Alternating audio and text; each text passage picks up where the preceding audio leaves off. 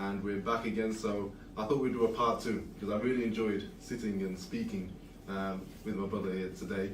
So I thought we would continue from where we left off, so that people can hear more of the stuff that we were talking about, which is really good. So I know he's currently like making sure his antibacterial and everything is getting all good. So he's here though. But assalamu alaikum. Wa alaikum salam wa rahmatullahi wa barakatuh. How are you? Alhamdulillah. How you doing? Good. Get your hydration in. I know you're going to speak a lot. You know that. He's prepared and everything. Yeah. So last time we spoke to Sulaimaan, and he gave us a really good talk about his journey, and it was more like a logical thing. For me, it was really inspiring hearing these things, and especially when he mentioned about how he met his friend on the journey whilst he was going for a walk, went a different direction, he was smoking, but then gave up the smoke and the cigarette fell down the drain, and all these things. And what I took from that as a reflection, I was like, during life we try and plan things. Yes. Yeah, we try and plan as best as we can. Indeed. But at the end of the day, when these things happen, you think to yourself, if someone tried to write a book about that, you'd say it's fictional. Yeah, and you say, yeah, you just made these things up just for a great story. It's so funny you say that, because I often, when I meet people and they say, how did you become Muslim? Whether those are Muslims or my friends who are not yet Muslim, they say, how do you become Muslim? And I say to them, you would never believe, it's so impossible, it's so unlikely, it's so improbable that all of the things that happened to me that led to my becoming a Muslim, it's impossible that could have all been an accident, that it could have all just fallen into place the way it did. And I often again say, if I had a video camera, I wish I had one of those GoPro cameras stuck on my head or something, or on my lapel, and I'd just been documenting that period of my life, not knowing where it was going to lead, had no clue where it was going to, but just documented it. Because looking back on it, watching that finished documentary, I think people as they watched it would have probably seen, oh, where's he heading to next? You would have probably seen where I was going. But living it, you don't know what the next turn's going to bring. You're just opening yourself up and saying, well, I don't want to keep being the person I've been, because I'm not satisfied and happy and content with that lifestyle.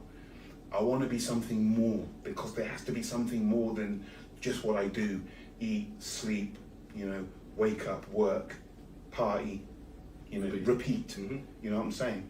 So I always knew there had to be more than that. So for me, if I had documented that, I think it would have made a fascinating kind of snapshot for people of, look what happened, how this person's life changed. Yeah. And I don't know if I mentioned this last week, but for the viewers out there who know of a comedian and an actor called Jim Carrey. Yeah. He's famous, very funny guy, Ace Ventura and all that type of stuff. But he made a film a handful of years ago, and it's called Yes Man. And I would recommend people out there listening to this show, no matter what your age, gender, etc., I would recommend to you, go and watch that film. Go, because it's one of the most clever, inspiring films I've seen in a long time. And what's even more incredible is it's based on a true story. Mm-hmm. It's based on the true story of a British guy called Danny Wallace, who his relationship kind of fell apart. In terms of where he was living, his whole life just started to just disintegrate. And he was kind of at rock bottom, had nothing left to lose, and he thought to himself one day, what if, from now on, whenever something comes my way or an opportunity presents itself, rather than going, what if I just said, why not? Okay, yes, let me do that. And that's what he did.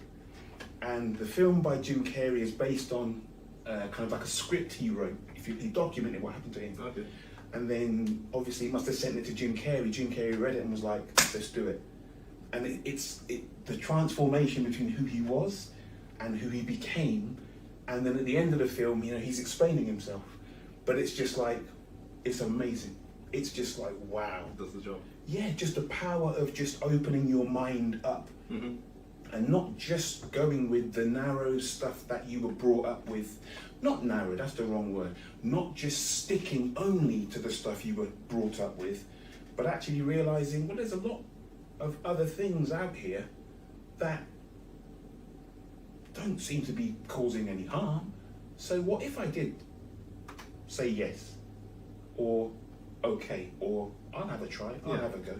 That's a big thing, because through life, there's a moment in my life when I did like door-to-door sales. I was doing that, and one of the people there taught me something. He says, life is a comfort zone, and it's like a bubble. So you're in a bubble, and that bubble is your comfort zone. Yes. And it says the only way to expand that comfort zone is to get out of the comfort zone, and then when that becomes comfortable, the bubble gets bigger, and then you keep doing it, and it gets bigger. And I was like, wow, that's a serious way of thinking. So from now on, so when I'm thinking of things, and I'm like, I'm not comfortable doing that. I don't know if I can do that. But then once I do it, and I'm good at doing it, then my comfort zone gets massive, And I'm like, and then you start experiencing different things, and that was a key point for me, because I was like, can you do this?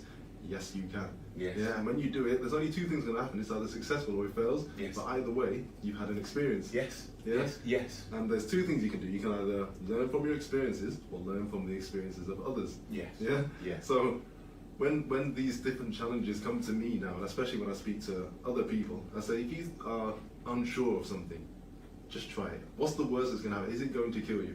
That's it. If it's going to kill you, then it's a different conversation. Walk away. Walk away. But do a Craig David. Yeah, exactly. Like for now, we're talking about this COVID kind of period, and obviously jobs are difficult. But I've seen a lot of people starting businesses. Yes. And there's people who are saying, but I don't know what business to do. And I say, what do you enjoy doing? Yes. Yeah. And they say, I enjoy doing this, and I'm like, well, try it. Yeah, you'll be surprised. Yeah. And if anything, you'll learn some new skills. You'll learn something about yourself. And so it's a big thing. Well, do you know what? I was going to do this a little later in the program, but maybe we should do it now. Yeah. You got a surprise me. This is going to be the first on radio, okay? Because radio is all about sound. But when I came in today, I said to Daniel, I've got a bit of a surprise for you. But I want to do it live on the show so I can get your actual reaction. Okay. So I was meant to ask you something, actually. I didn't ask you this. You're not fasting today, are you? No. Get in. I've just done the punch edge for those who couldn't see it. So, talking about people trying to do something different, and you moved on to the whole start your business, what do you like doing?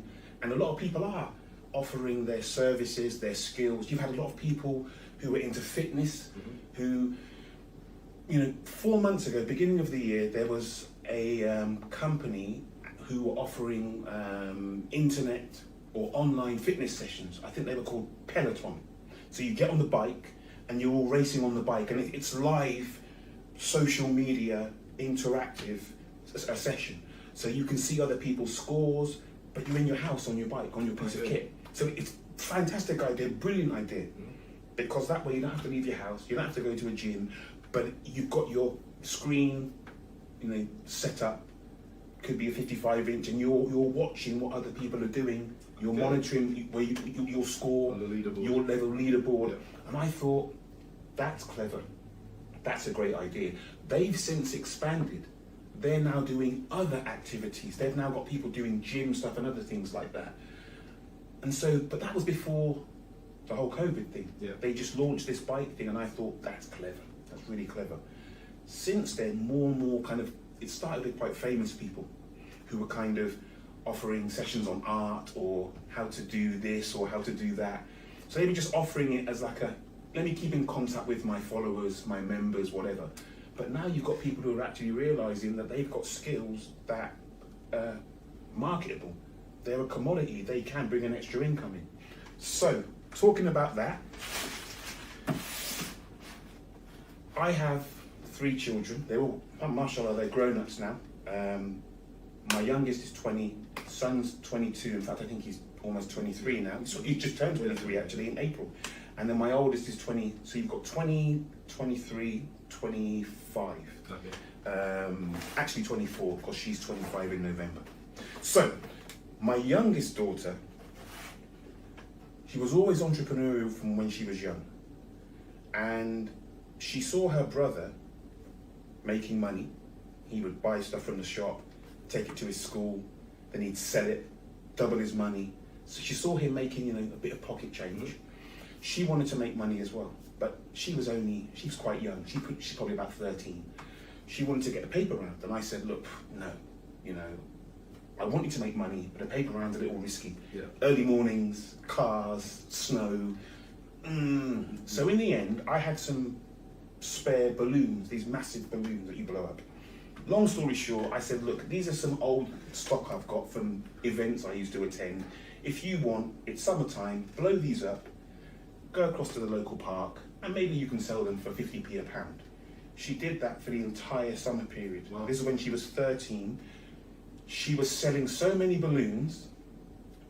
Her friend, who lived across the road, little Asian girl, my daughter recruited her and said, if you come with me, we can carry double the balloons, and because the park is quite big and there's 2 pathways, I can go on one pathway on the far side of the park and sell to people over there, and you can stay on this side and walk and sell to people on that side. And then my daughter was actually paying this young girl a £5. Wow. They went across maybe like 2 hours they would do it, and she'd come back with like 20-25 quid, and she'd pay this girl a £5 and go, okay, that's your share. That's your share. And I remember saying to this girl, how much pocket money do you get? She said, I get about £2 a week. And I said, so that £5, that's like double your pocket money you've earned in like 2 hours. She's like, yeah. She was laughing and smiling. From that time, I remember thinking, my daughter, my youngest daughter, she's... Yeah, that's the same kind of story with Duncan Valentine. He has the same kind of thing. He was selling ice cream. Oh, yes, yeah, he had ice cream vans, correct. Yeah, ice cream vans. And now look at where he is. Yeah. Anyway, so, my daughter, the balloons was a summer thing. And obviously, once the rain comes, who wants balloons in the rain? So she was looking for something else to do. She'd already been baking cupcakes for her school events, charity events, blah, blah, blah. And then she was baking like 100 cupcakes at a time, and she was really skilled, but we weren't sure what to do. Long story short, fast forward, 8 years later, she's now set up her own baking company. That is very nice. It's all legitimate. Yeah. She's had the, who are they called? They are the food hygiene people have come in, who look at all the standards, and that you can be graded from 1, which is poor, to 5, which is top. Perfect. She's got 5. So they came, they inspected all the premises, they inspected where she'd be doing her stuff, all the facilities, sanitary, and they said, fantastic, brilliant. So her company is called Delish Bakery.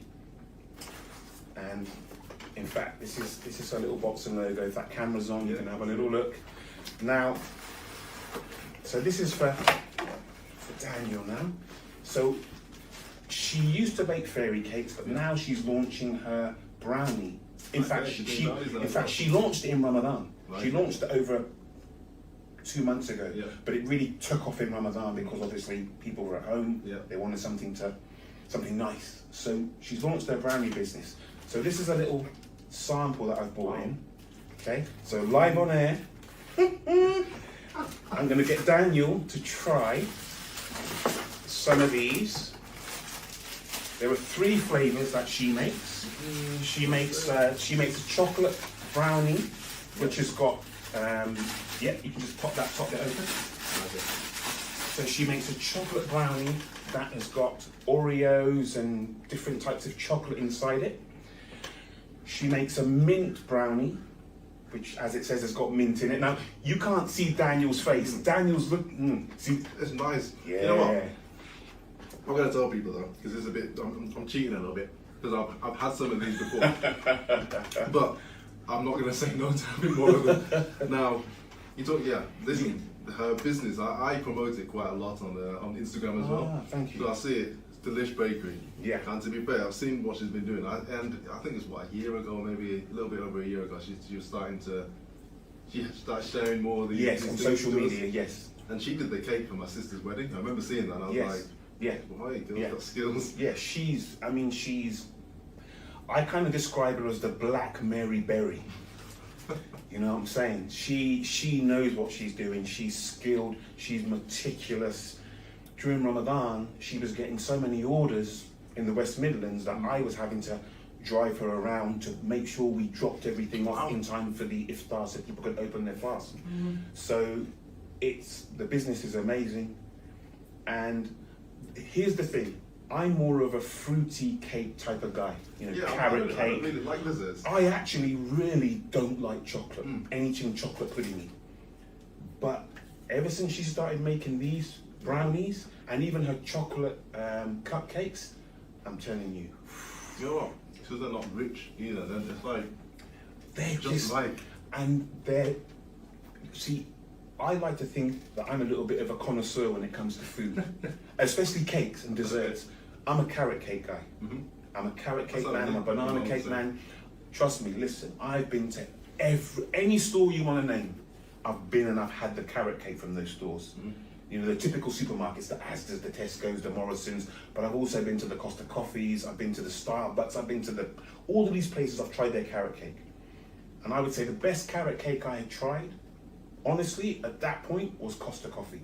Okay. It was moist, it had you could see the actual ingredients in it, you could see the strands of carrot, you could see the walnuts, and I thought... We have to change the name of this show now. I thought, wow. Delish Bakery testing. There you go, mate. See Daniel and Sulaimaan. But I'm telling you, once my daughter started making carrot cakes, that was it.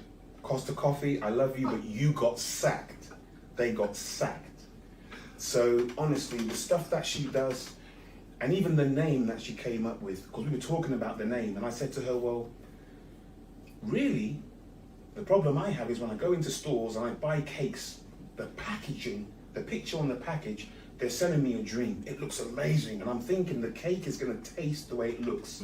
Unfortunately, they never live up to expectation.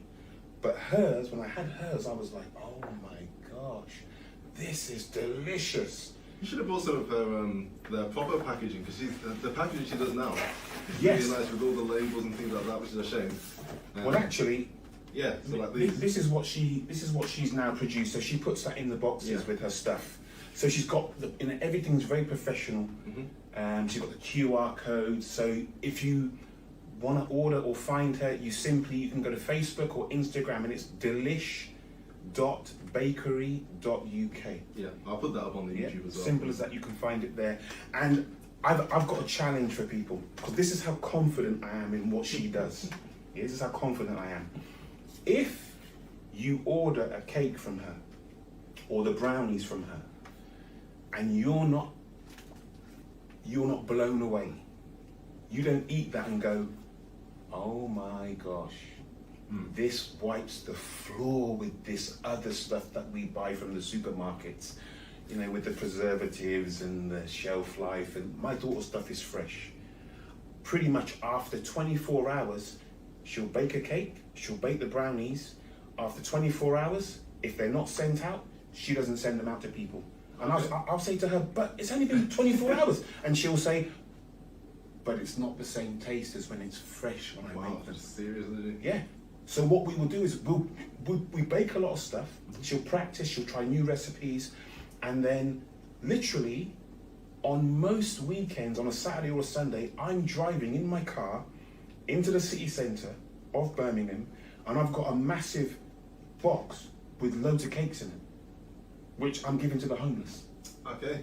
Because we don't throw it in the bin. Right. Because this stuff, but if she's practicing, make a new recipe, so she's experimenting, then anything we have left that we don't eat or we don't get to friends or family, we'll then go, let's go into the town, give it to the homeless people, because why should homeless people not have lovely, delicious things just like we have? Yeah. You see what I'm saying? So that's her business. I'm keeping these, by the way. Oh no, they're yours. Oh, okay, that's good. just making sure. Yeah. We're on the same. We're on the same page. They are yours. But I wanted you to try them on air, because it was just. Some people might have scripted that and said, look, when you eat them, can you say? But I'll literally just say, well, I know what your reaction is going to be, because I know what my reaction was. You see what I'm saying? So that's my daughter. That's what she's doing. And she does this literally, she set this up in her spare time, because Ramadan was coming and she thought, let me promote it a lot more. But actually, she's actually training to be an accountant. Yeah, That's what she actually does. And it'll be interesting then at that point, because this seems to be taking, from what I've seen, yes, it seems is. to be growing It's very grown, quickly. And it's I'm thinking, growing hang on a enormously. minute, she was only selling her food with these like a year ago. Now Yeah. I'm seeing constantly Yeah. things are being sold, so it's going to be a decision. Yeah. What's she going to do? Well, she can, I suppose, if you're an accountant, you're made anyway. Yeah. But she can also be an accountant of her business. There She's you doing go. well. Yeah. And how old is she? 20? She's 20 years old. Yeah. Yeah. Wow. Yeah. So So she, to be fair, when you're selling balloons Yeah. at 13, you know you've got an entrepreneur on your hands. and I mean, you know, this is not meant to be a show about kids, but just in terms of aspirations and change and progress, advancement, and what people can become. You know, we talked about the fact that people start in one state or stage and you're comfortable there. And then actually when you push yourself, or you're encouraged, or you're pulled out of your comfort zone, that's when you kind of really discover what you're made of, or what more you're capable of. So one of the first times I realized, other than the balloon stuff, I realized just how her mind worked, and how, what's the word I'm looking for? How, not aspirational, ambitious, how ambitious she was and determined she was when she passed all her GCSEs at the typical age of 16. She did 11 subjects, and of those 11 subjects, she got 11 A's. And from those 11 A's, she got 7 A stars. And you can't get better than an A star. So I was kind of like, and I remember her telling me that they called her school called her into a room. She went to an all-girls school. Let me plug Lordswood Girls' School because they did a fantastic job. They called her and a few others into a room, and they had these envelopes with their results in, with like a coloured pen star on it. Yeah. And my daughter was like, oh, why are they calling me and my friend into this room? And then there was like a guy with a camera in there, and they were like, what's going on? And we like failed, and they like, and then they got them to open their results because they knew how amazing these results were. So I think in the entire school, I think my daughter probably almost came, if not first, was second. I think she was top girl. Wow. Her and one other girl. So she's done amazingly well. And my job as a dad, really, and I have to say, although I gave her that encouragement in the beginning with the balloons, and when she got her friend on board, I was like, wow, well done. With the cake stuff, that's all her. I've had no input into that whatsoever. We've had conversations, but all the hard work, all the social media, the actual staying up for hours, and she's old school. Some people will use those food mixers. Yeah, okay. She does well. My daughter's like old school, like our parents. She sits there with a big bowl with a whisk, and she beats it by hand. It's weird, you know, because For hours. when you hear things about people when they make things successful, or they, you know, there's one thing they all have in common, which is hard work. It's a simple thing. Yeah. But I realised during my life, right, and the things that I've done, there was periods when I remember when I was young, and I was like, by 25 I want a Lamborghini. That's it, full stop, Lamborghini. But it was only until I was around 23, 24 that I was really serious about the hard work that I needed to go and get there. Yeah. And so when I was 25, I had a nice car. It wasn't a Lamborghini, but I, you know, you see my cars and all that. But really, it was a case of I liked the idea of having X, Y, Z. Yeah. But I didn't want to put in the graft to get there. It was like, oh, you got one thing, is I can't be bothered to do. I want to play, you know, play a game. I was probably geeking into my computer back then, so it's like, it's either do this or, you know, just play a bit of, it was called Counter-Strike, first person shooting game, and I was like that, doing that all the time. But then, as, you know, your mind kind of changes, and your focuses change. Yes. And so, for example, today, and I've only got a minute left, but today, I had a decision to make because my child was out, you know, I'm going to the park with their friend, and I was there, and it was a case of, I had my laptop on, and there was a business thing that I could have done, yeah? And it was there, and it was a case of, right, if you do this, you're going to make some money from it, or you can turn on FIFA, right, and play FIFA. Now, FIFA was on, yeah, and I was there, and I was like, looking at it thinking, yeah, in my head was thinking, oh, you know, I can do it tomorrow. Yes. But I literally, at that point, I went, no, off, on, money came. So it's like, so that decision, you've got to make the decisions that you know are going to be right, and, you know, and the hard work, because you can procrastinate. And that's one thing. Procrastination for me is a massive thing, where if you procrastinate, you lose the opportunity for something. And it's the same with religion as well. When you procrastinate, you know, you're sitting there thinking, oh, it's a do time. Yeah, you know, maybe I should just go out first and come back. And it's only going to be 45 minutes. Not like just, you don't even know if you're going to come back. Exactly. Yeah, so it's those kind of things. So it's interesting that you mentioned those things, and I always kind of reflect, because I always take stories from others and bring it back to myself, and I'm like, they're doing something that is inspiring. Yeah. So why am I not doing it? Yeah. And that's the way you got to think of it. So it's great what you're doing. I'll continue promoting it. The brownies, thank you. I'm not going to share them with anyone else. I'm just going to keep them. But then at the same time, I'm going to eat them within 24 hours, which isn't good. No. Once, you know, these will last for a couple of days. Oh, okay. But my daughter has a high standard. Okay. She won't send them out after 24. So assalamu alaikum again, everyone. We're back. Yeah, we kind of overran a little bit on there. We got excited when we were talking about brownies and things like that. Apologies. They are nice. I kind of had some more during the break. Yes, they're delish. Oh, yeah. But yeah, so during the break, I asked the question, you know, because I understand when you're focused on something that's dunya related, yeah, how did that affect, or how does it affect your daughter's identity as Muslims? Yeah.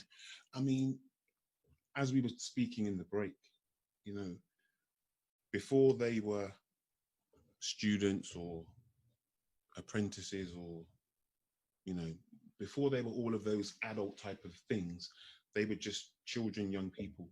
And so their identity was being who they were, what they stood for. All of that was being shaped from the time they were little, time they were young. Predominantly that was by their mum. Because, you know, when you've got babies, it's really the mother that does the bulk of the work. The father might go out to work, you know, when they're walking down the road, he's looking strong, making sure they feel safe. But other than that, really for the first two years, we're just like a walk-on part, you know what I'm saying?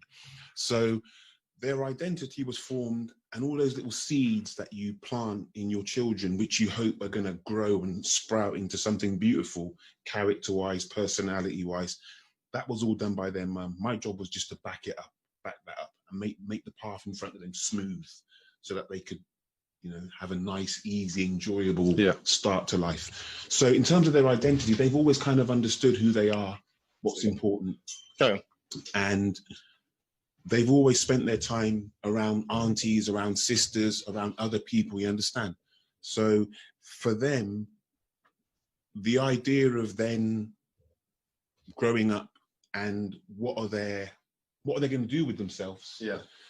You know, from the time my kids were in secondary school, I said to them, especially my daughters, and we were talking about this in the break, the fact that I've got two daughters and then I've got a son who's in the middle.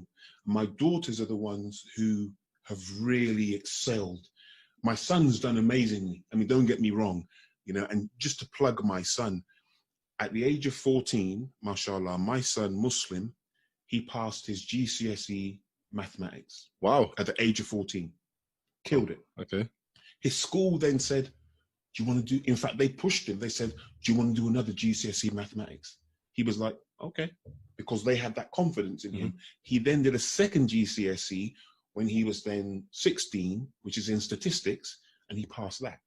So my son left school, as well as all the other GCSEs he's got. The thing I was really impressed by was, this is a 16-year-old kid who's got 2 maths GCSEs.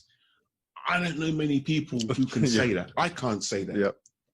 You know, I can't say that. So at 16, he's got 2 maths GCSEs. And he was just taking it in his stride. You know what I'm saying? So that, for me, was like, wow. Wow, wow, wow. But my daughters have taken it to another level completely, because they really are, my son's a hard worker. Yeah. My daughters are entrepreneurs. And one of the things I said to my daughters when they were kind of, you know, secondary school, I said, listen, do not worry about getting jobs or earning money. Don't worry about that. As long as I'm earning enough money, I will take care of all of us. Inshallah, alhamdulillah. And to this day, that's the situation.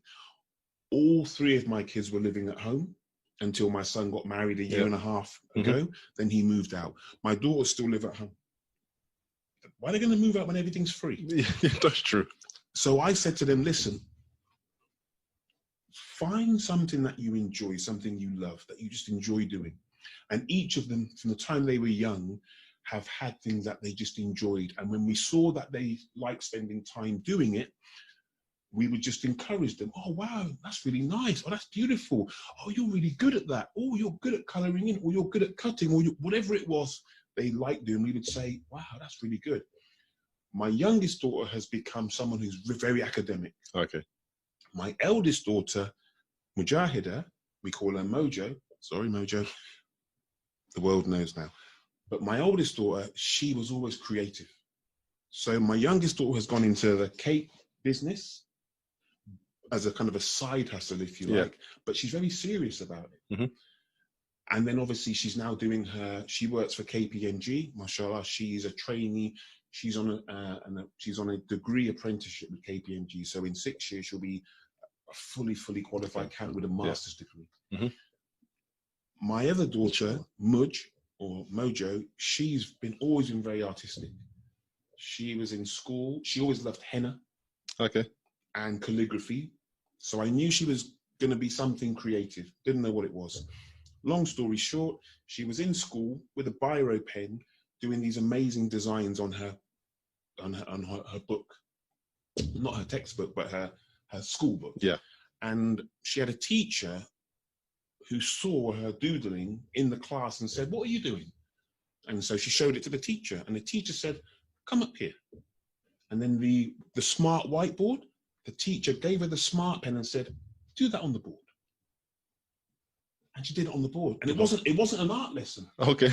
It was a different lesson. Mm-hmm. But that goes to show you, if you have the right person at the right time, that they can change your direction. They can allow you to become more of who you want to they can be. mold you into something, can't they?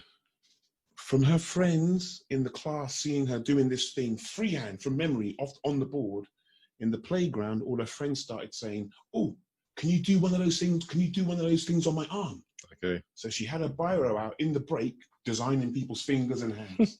From that, a girl said, "Listen, my sister or auntie's going to be getting married, and she's going to be having this henna thing.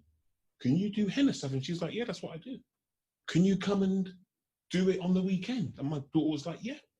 So my daughter's about 15, mm-hmm. and she ends up spending the entire night from 6 in the evening till about 12, 1 in the morning at her friend's house, and more aunties and sisters are coming to get the henna done for her, and she's doing it freehand. And then she's done charity events, she's done other stuff.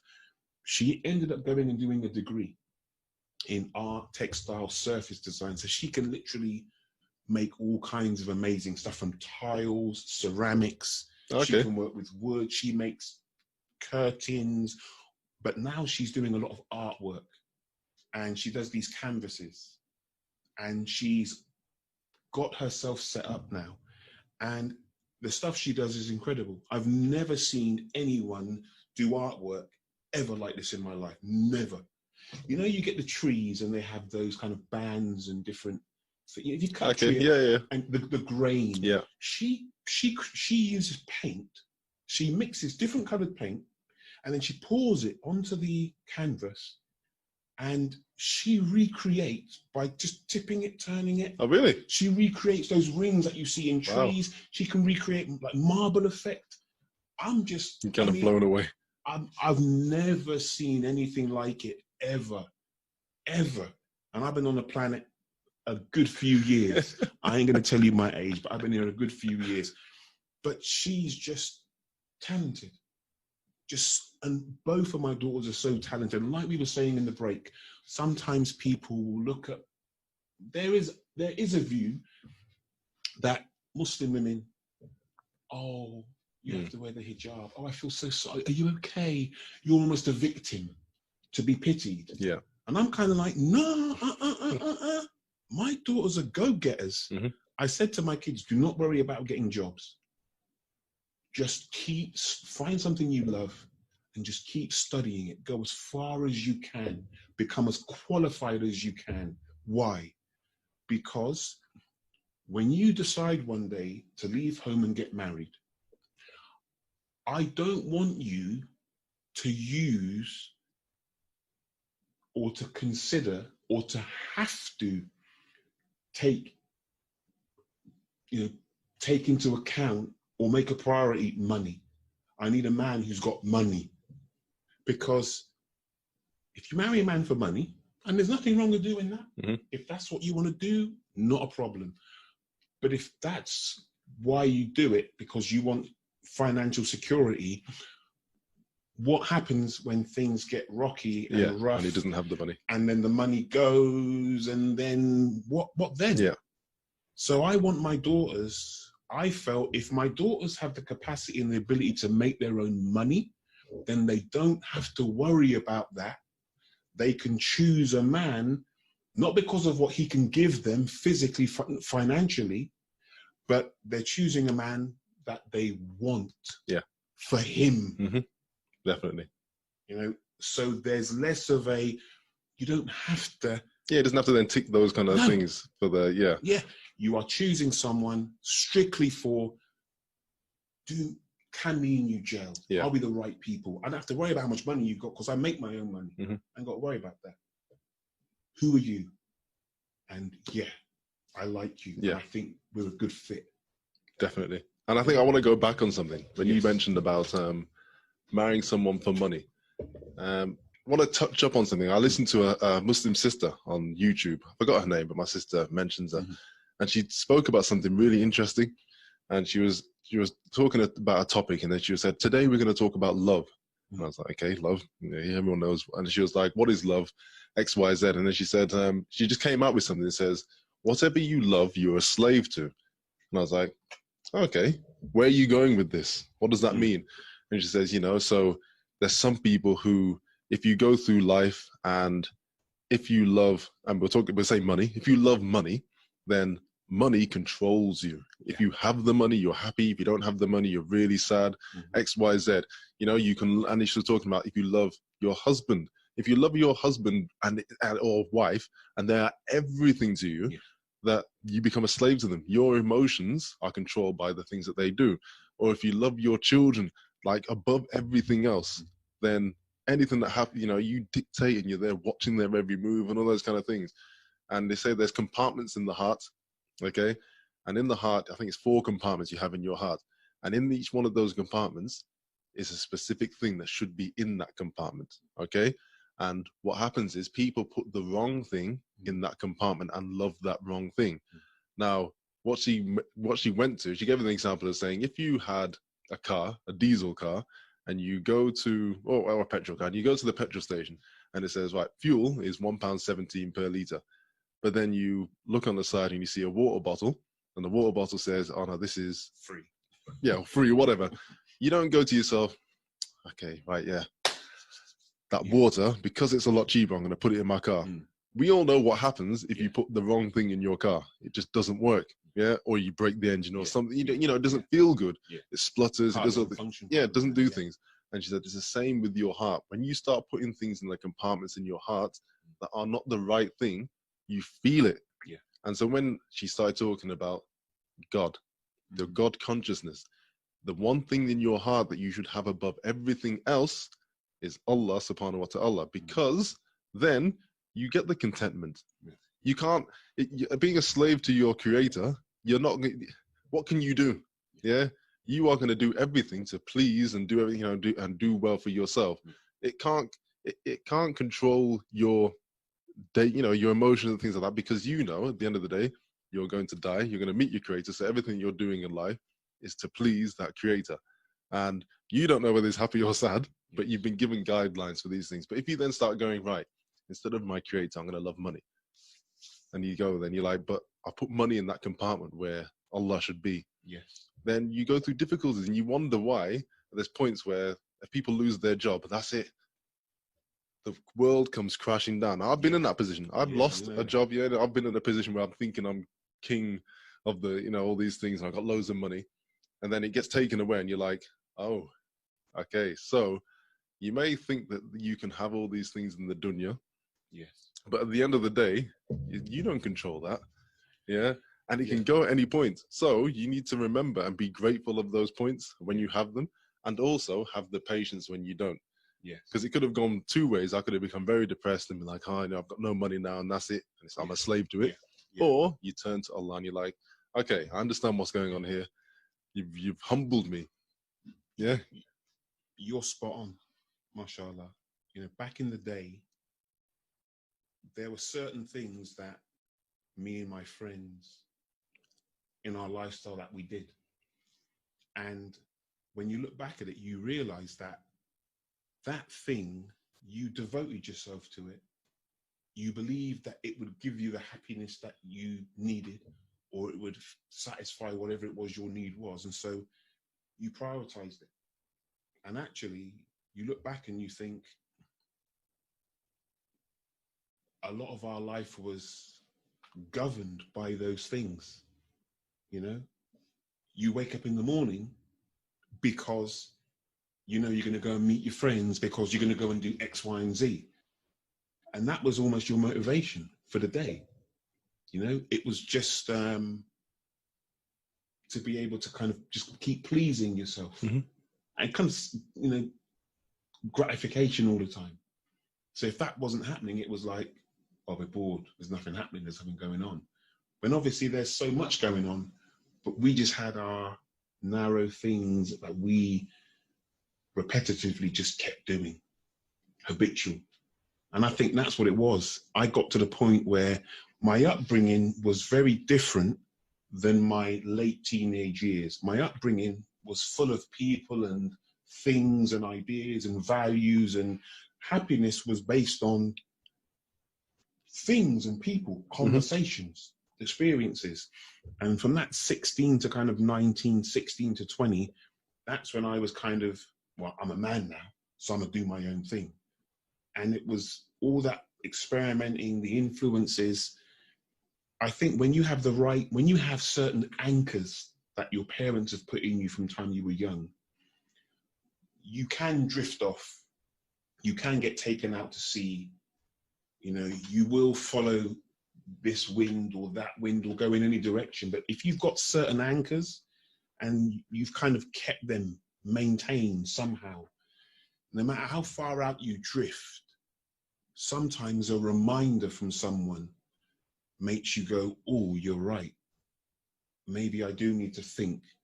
And sometimes even if you really drift far, your own conscience will kind of tap you on the shoulder and go, is this really you? You really going to do this stuff? Because it's a reminder of who you really are or who you really used to be. So I think with me, that's kind of, someone said, wherever the wind, as someone who doesn't have some type of way of guiding themselves, they've got no anchor, then they're a little bit like a ship in the wind. Wherever the wind blows, they just drift off to. So kind of bringing this back to me, my kids, where they are in life now. My kids know that money is not the be all and end all. But they also understand that money, some people say money is the root of all evil. It's not. Money is a tool that you can use to do good or do bad. So your choices, you as a human being, you're the one that decides how you will use the money. The money itself can't get up and go and spend itself. Yeah. It just sits there in your wallet until you take it out. So money is not the root of all evil, but people's attitudes towards money in life, if you're greedy, if you're selfish, if you're envious, those characteristics, those qualities, or not qualities, but those characteristics, attributes. Those characteristics, if you give a person like that money, they're highly unlikely to suddenly become the opposite and do good things with it. They're going to continue to use it according to how their mind works or how the state their heart is in. So with my kids, they know money does not buy you happiness. My kids know money cannot buy you happiness. But as I've said to them, what money does do, money gives you choices. Because if I don't have money, how would I have got to this show today? True. I could have walked. Yeah. But then having money has given me more options of how to get here. I could have put petrol in my car and drove. I could have jumped on a tube or a tram. I could have caught a taxi. So money has given me multiple choices. But choices don't give you happiness. Choices give you a sense of freedom. Because when you've got choice, you feel like you've got more freedom because, okay, I can do this or this or this or this. You're less restricted. So your world suddenly feels wider, broader. Yeah. You understand? Yeah. So money doesn't buy you happiness, but it gives you choices. And choices give you a sense of freedom. And when you have that sense of freedom, that sense that you can choose, that's when you feel more content. Yeah. In the dunya, and you, with the absence of restrictions, the absence of limitations, because when you don't, because I've been at a period where I didn't have much money, and I'm at a period where I have a lot more money, alhamdulillah, mashallah. And if you ask me which of the two would you prefer, I ain't got to think about it for very long. Yeah.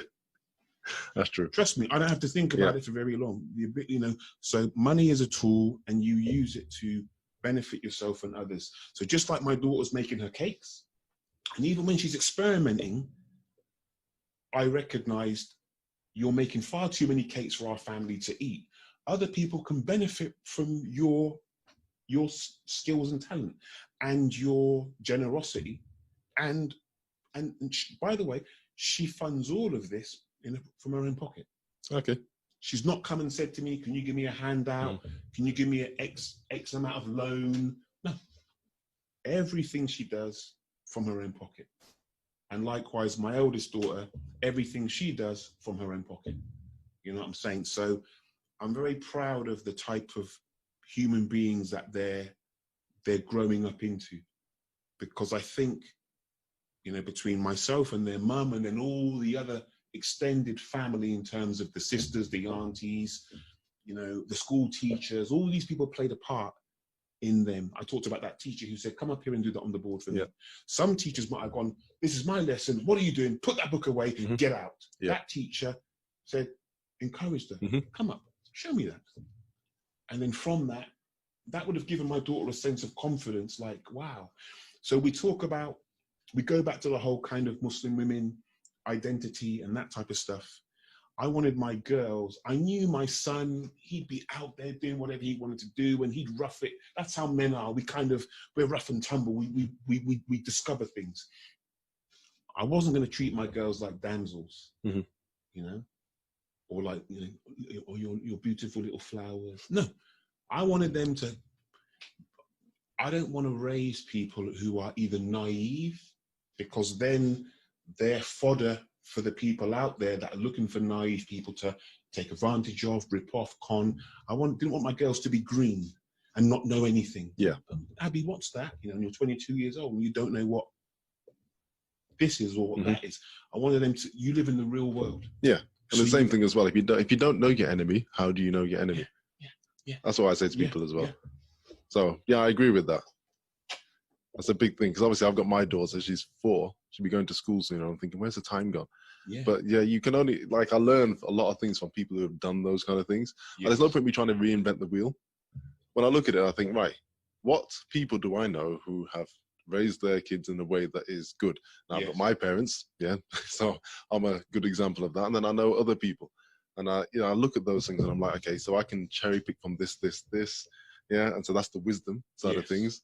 I'm like, I'll cherry pick. So Sulaimaan did this with his daughters. I've got a daughter, they're doing this. Okay, I'll try that. I can try it. What's the worst that can happen?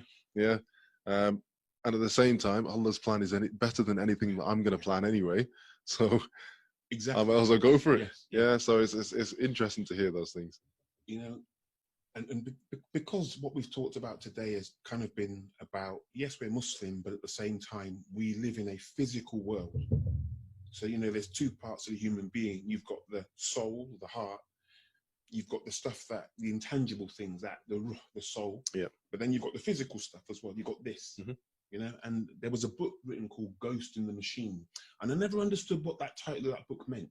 until I became Muslim, and I realized this author was talking about ghost in the machine, is referring to the ghost is that part of us we can't see and touch, and the machine is this mechanical body that allows, it's like a suit, allows, you know, if you think about astronauts go out to space and they need a suit to survive in that atmosphere. Well, in the dunya, our soul needs a suit, which is this body. That's a good. And so we can function in it. Yeah. You see what I'm saying? And I don't want to blow anyone's mind because the program's almost finished, but you know, there were times where I've sat over the years and I've thought, we have a voice box or vocal cords, yeah, and we have eyes and we have ears. But my vocal cords and my voice, who is making my voice and my vocal cords, and who is telling me to speak? You know, who is it that's, I've got this voice, and if I stop speaking, I'm still me, but you've got this voice here. But there's something inside me, especially when it comes to your eyes are capable of seeing things, yeah? But there's something inside that is using the eyes. Because yes, I've got my eyes, but who is it? You understand? And you're gonna start getting people sitting there thinking, going, you can go I've got deep. eyes? Who's making? Yeah, like, yeah. You can go deep, and a simple example of this is when a person is, as we are now, we're alive. Okay, we're talking. There's 1 minute left, by the way. Yeah, but then we go to sleep, and when you go to sleep, you're literally, the person has disappeared because people might try and wake you up, but you're gone. The difference between someone who's asleep, someone who's awake, alive, and someone who has died, the body's still the same. All three states, alive, sleep, dead, the body is still there. The first two people you can wake up. The first one's already awake. The second one is asleep, you can wake them up. The third one, what's gone? You can't wake a dead person up. Why not? It's the same body. What's gone? Yeah. What's missing? Why? That's true. See, that's the thing where you speak, when people get an understanding of God consciousness and the soul, that's actually a good way of doing it. I didn't think of it that way, but thank you. I'm going to try and spread that a bit more and see if people can think differently, think a bit outside of the box. So yeah, so this week was a different type of show. I enjoyed it. Mixed things up a little bit. I hope people enjoy it. We'll probably will have Brother Sulaimaan on the show again. It's just going to become the Daniel and Sulaimaan show. And yeah. Oh, my daughter's just sent, my eldest daughter who does all the artwork, she's just sent me something through Instagram. I'll mention it on the Passion YouTube. for Pattern. Oh, okay. Passion number 4 Pattern. Okay. All right. Assalamu alaikum.